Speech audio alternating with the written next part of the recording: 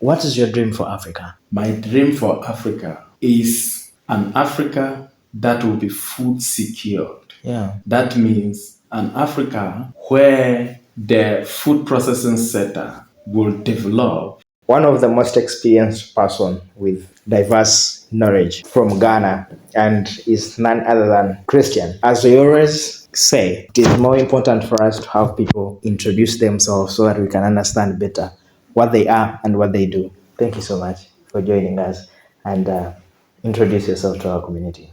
Thank you, Frank. And hi, everyone. My name is Christian Dejo. I'm a Ghanaian and I'm a food scientist by training and by profession. And I'm currently the West Africa Regional Program Director for an organization called Partners in Food Solutions that mobilizes resources from the private sector to provide technical expertise to food processing companies in sub-Saharan Africa to help them scale up their businesses, produce more affordable, nutritious, and safe food for the African population. Thank you. Amazing. Christian, thank you so much for making up time for the African child. One of the challenges we are having as a community, we build business, but we are failing to scale.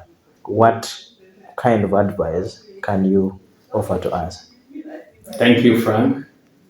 I will say that the entrepreneurial journey is a lonely one.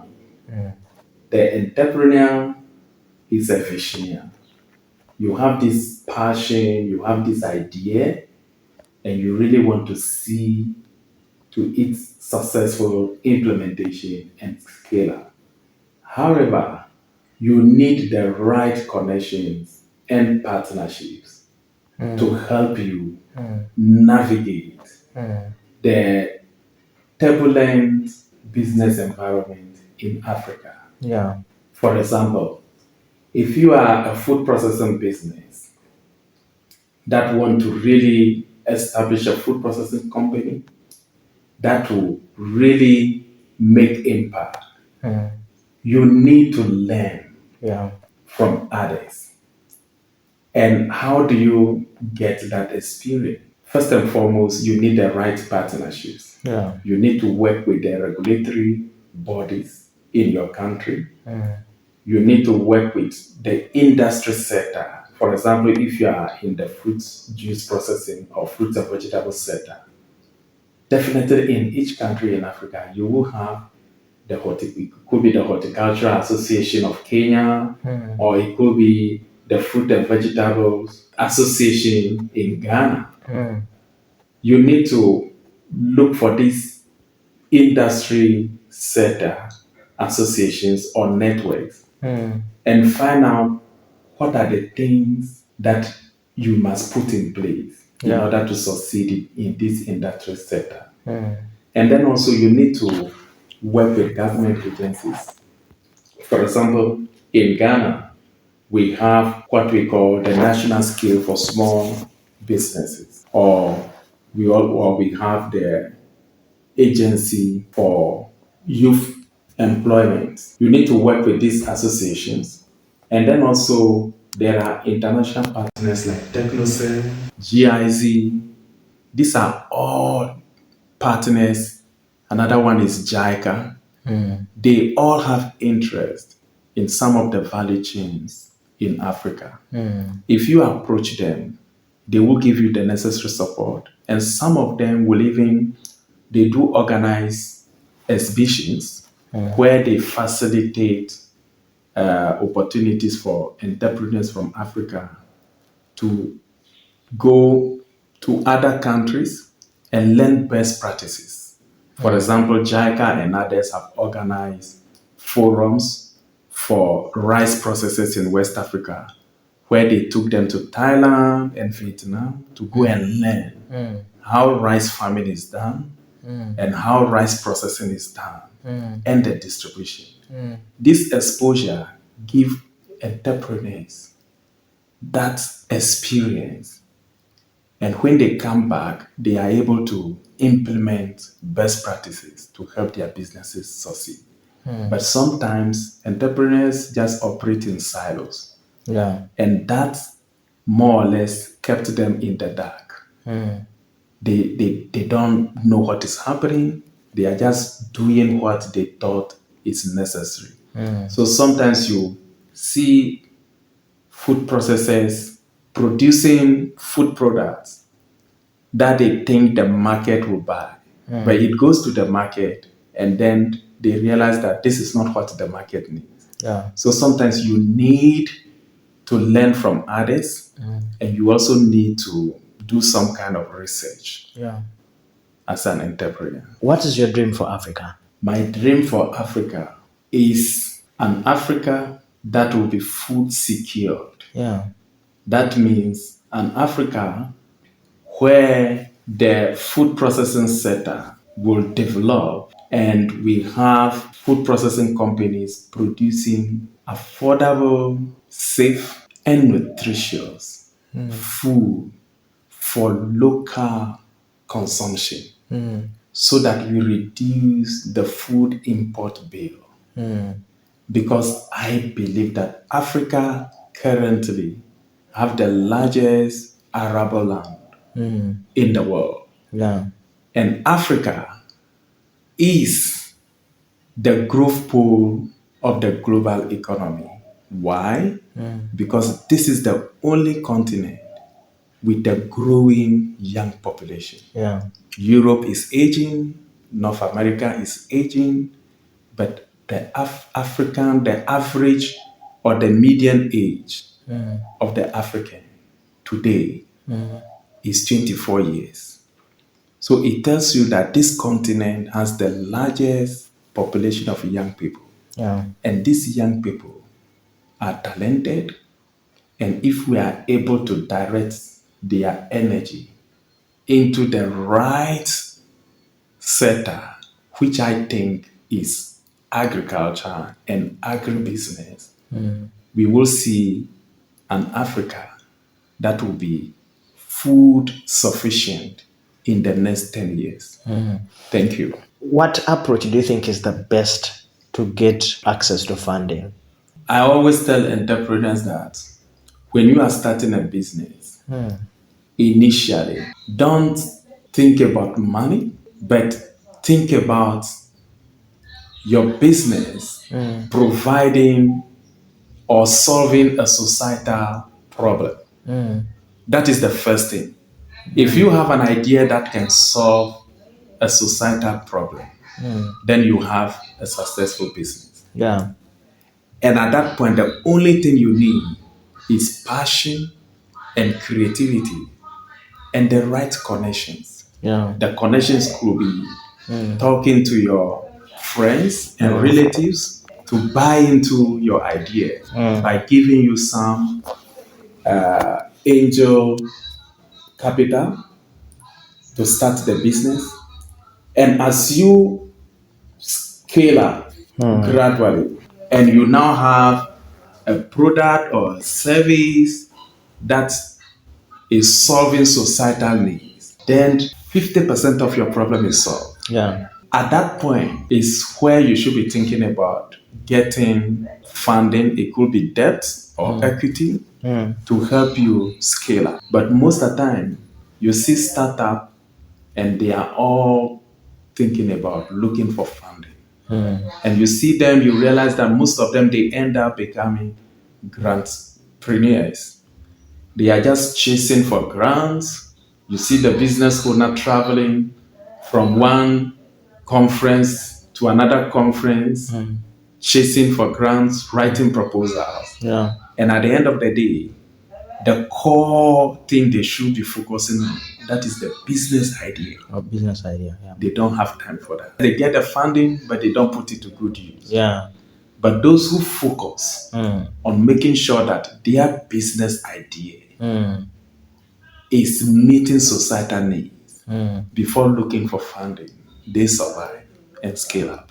Okay. Yes. Okay. The African child, I think you are learning. It's really unfortunate that we are not focusing to develop the businesses but now focusing on hunting for investments, which sometimes we don't use right. It's important for us to take right decisions at this point. Christian, as the community, we love to learn from uh, other people's experiences. And that's how we have tried to motivate ourselves to move from one point to another. So today, I want you to share with us one thing that you are doing right now, probably different or might be common, but that you think is important for African child to adopt and make themselves better in whatever they are doing. One of the things I'm doing is to learn Yeah. and also be curious in the entrepreneurial space, Yeah. especially the food processing sector. Yeah. And every day I'm learning new things. Mm. I'm attending the right conferences and forums Yeah. to learn and network. Mm. And I think that my advice to entrepreneurs will be let's look for opportunities to network. Let's look for opportunities where we can share our experiences with others, especially our peers in the same industry sector, and learn from each other. Yeah. Because I believe that the best person that can help you navigate your current situation is your peer in the same industry sector, in the same African economic and environmental context. That will help you solve your problem. Not any other person, but your own peer Yeah.